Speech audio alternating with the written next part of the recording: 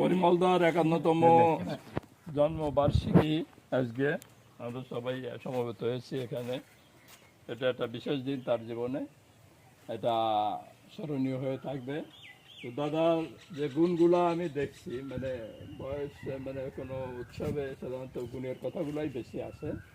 দাদা যেখানে যান, আমার বাড়িতে মনে হয় যে একবার গেছে, উনি জমায় ফেলেন আর কি। যেখানে যায় একেবারে চারিদিকে ছবি টবি তুলে সবার সাথে মিলে মিশে, হ্যাঁ, গল্প টল্প খুব জমায় ফেলে। এটা খুব ভালো গুণ, এটা আমরা প্রশংসা করি। এটা উনি চালিয়ে যাবেন যতদিন উনি আছেন।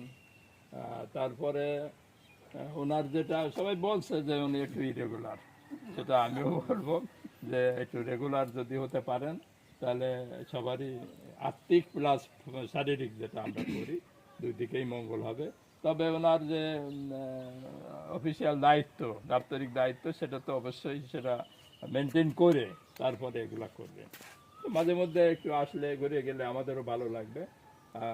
এই বলে আর আপনার ভবিষ্যৎ সুখ শান্তি কামনা করে, পারিবারিক সুখ শান্তি কামনা করে আমার সংক্ষিপ্ত বক্তব্য এখানে শেষ করলাম। সবাইকে ধন্যবাদ। ধন্যবাদ সচিন দা। পরিমলদা কিরকম ব্যস্ত তার এই একটা ছোট নমুনা দিই। সেদিন রাত্র 1টার সময় দেখলাম লাইভ বান্দানা কোথায় এই জায়গায় নাম জপবে, তারপরে বিকেলবেলা দেখি সে ওই ইসে উরাকান্দি সেইখানে লাইভ। আরে বাবা, রাত্র 1টায় দেখলাম ওইখানে লাইভ, আবার ওইখানে দেখি রাত্রে লাইভ। গেল রাত্রে, এই এর পরে আবার রাত্রে দিয়ে রাজবন্ধ, রাত্রে 11টার সময় আবার লাইভ। মানে সে কি পরিমাণ ব্যস্ত, এইরকমই ব্যস্ত সে থাকেন। তা এ পর্যায়ে বৌদি কি কিছু বলবেন? না দাদা মানুষ, এই এতগুলো বলার নাই। হয়ে গেলে দাদা অনেক ভালো মানুষ।